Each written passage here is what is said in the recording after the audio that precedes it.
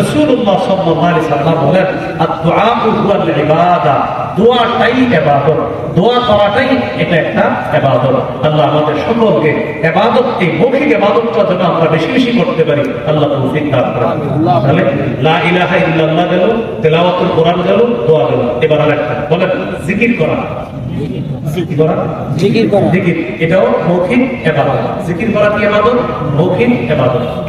সূরা আরাফের 205 নম্বর আয়াতে আল্লাহ বলেন ওয়াযকুর রাব্বাকা ফী নাফসিকা তাদাররুআন ওয়া খীফাতান ওয়া দুনাল জাহরি মিনাল কওলি বিল গুদুবি ওয়াল আসাল ওয়া লা তাকুম মিনাল গাফিলিন। ওয়াযকুর রাব্বাক, তুমি তোমার রবকে স্মরণ করো, ফী নাফসিক, মনে মনে, তাদাররুআন, বিনীতভাবে, ওয়া খীফা, ভয়ভীতি নিয়ে, ওয়া দুনাল জাহরি মিনাল কওল, অনুচ্চ সুরে, বিল গুদুবি ওয়াল আসাল, সকাল সন্ধ্যা তুমি তোমার রবকে ডাকো মনে মনে, জিকির করো মনে মনে, তাদাররুআন, বিনীতভাবে, খীফা, ভয় ভীতি নিয়ে, দুনাল জাহরি মিনাল কওল, অনুচ্চ সুরে। মাঝে মাঝে আমরা ইনফিরাদিতে জিকিরগুলো করি, মসজিদ থেকে সব মুসল্লি বের হয়ে গেছে, কোনায় বৈশা বৈশা আস্তে আস্তে একটু জিকির করেন। এই জিকিরের জিকির মজা শুধু নিজেই বুঝবেন, কাউকে বুঝাইতে পারবেন না। এরকম মজা এটা একদিন করে দেখেন, আপনি তো করবেন না। আমরা খুঁজে করতে করবেন না, মনে হয় ইনশাআল্লাহ, সবাই বলবেন ইনশাআল্লাহ। একদিন করে দেখবেন, আসলে মজা পাবেন, মজা না পেলে টাকা দিবেন, আসলে মজা পাবেন।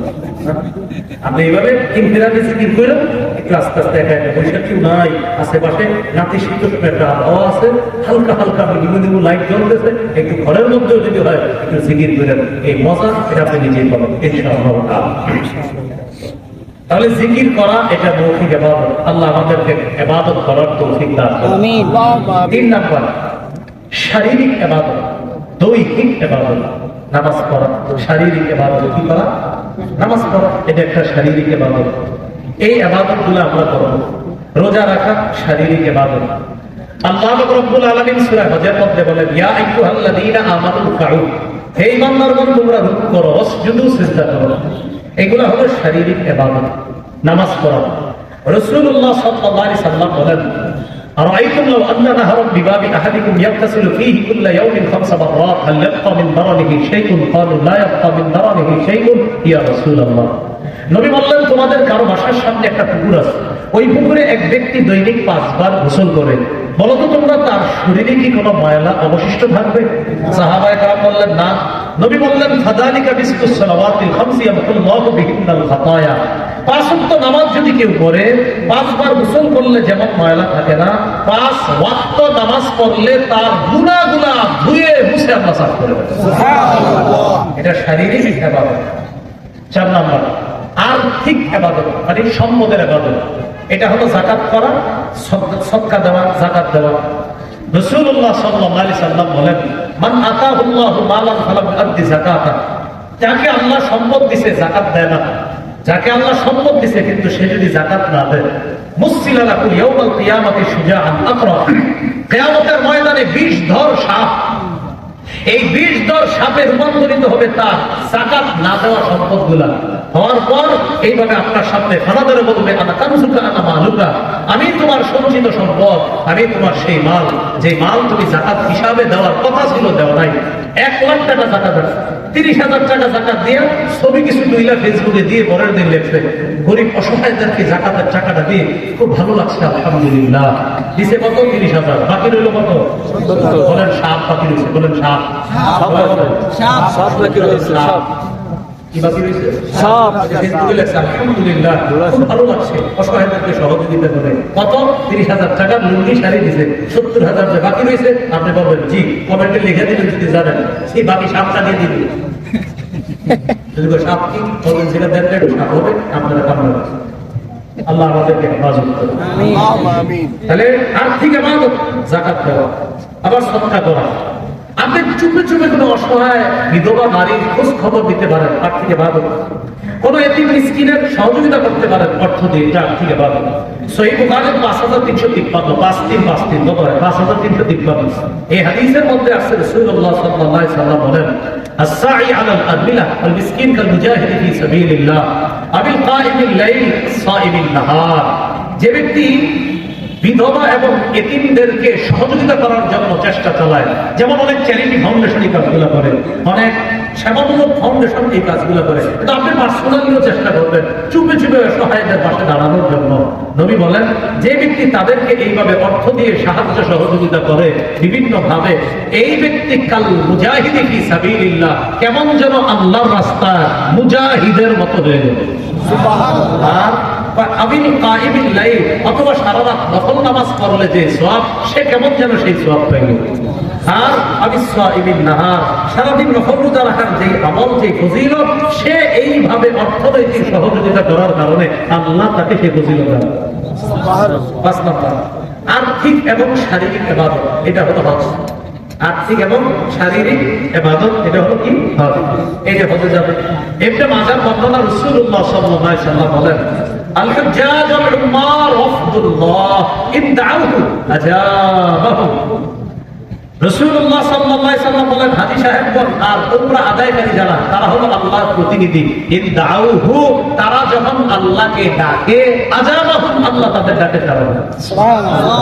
হাজী সাহেবরা, উমরাকারীরা আল্লাহকে ডাকলে আল্লাহ তাদের ডাকে কি করে? সাড়া দেন। সহিহ বুখারী 1521 নম্বর হাদিসের বর্ণনা, মান হাজ্জা লিল্লাহ ফালাম ইয়ারফুত ওয়ালাম ইয়াফসুক রাজাআ কায়াউমিন ওয়ালাদাতহু উম্মুহু। রাসূলুল্লাহ সাল্লাল্লাহু আলাইহি ওয়াসাল্লাম বলেন যে আল্লাহর জন্য হজ করলো, সে যদি কোনো অশ্লীল কার্যকলাপ না করে, অশ্লীল কথা না বলে, অশ্লীল কাজ না করে, সে হজ থেকে এমন ভাবে ফিরে আসবে যেন তার মা তাকে আজকে জন্ম দিয়েছে। সুবহানাল্লাহ। সহিহ বুখারীর 1519 নম্বর হাদিস। রাসূলুল্লাহ সাল্লাল্লাহু আলাইহি ওয়াসাল্লামকে প্রশ্ন করা হলো আইয়ুল আমালি আফযল, কোন আমল সবচেয়ে শ্রেষ্ঠ? নবী বললেন ঈমানুন বিল্লাহ ওয়া রাসূলি, আল্লাহর প্রতি বিশ্বাস স্থাপন করা, রাসূলের প্রতি বিশ্বাস স্থাপন করা। কিলা সুম্মা মাযা, প্রশ্ন করা হলো এরপর সবচেয়ে শ্রেষ্ঠ ইবাদত কোনটা? নবী বললেন জিহাদুন ফি সাবিলিল্লাহ, আল্লাহর রাস্তায় জিহাদ করা। কিলা সুম্মা মাযা, এরপর সবচেয়ে শ্রেষ্ঠ ইবাদত কোনটা? নবী বললেন হাজ্জুন মাবরুর, যে হজ আল্লাহ কবুল করেন, ওই হজটা হলো এরপর শ্রেষ্ঠ ইবাদত। ওই হজটা কি শ্রেষ্ঠ ইবাদত? এজন্য বুখারীর আরেক বর্ণনা আছে 1773 নম্বর হাদিসের বর্ণনা। নবী বলেন আল হাজ্জুল মাবরুর লাইসা লাহু জাযাউন ইল্লা জান্নাহ, হজ্জে মাবরুরের পুরস্কার শুধুমাত্র জান্নাত। সুবহানাল্লাহ। হজ্জে মাবরুরের পুরস্কার এটাই যে সে জান্নাত পেয়ে যাবে। এই হলো আর্থিক আর শারীরিক ইবাদত।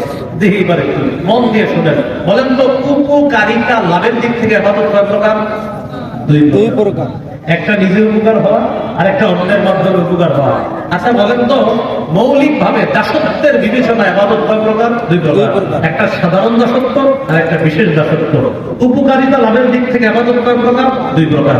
একটা নিজে ইবাদত করে উপকৃত হওয়া আর একটা হলো অন্যের সাহায্যে ইবাদত করে উপকৃত হওয়া। এবার আসল কথায়, সেটা হলো মাধ্যম হিসাবে ইবাদত কয় প্রকার? 5 প্রকার।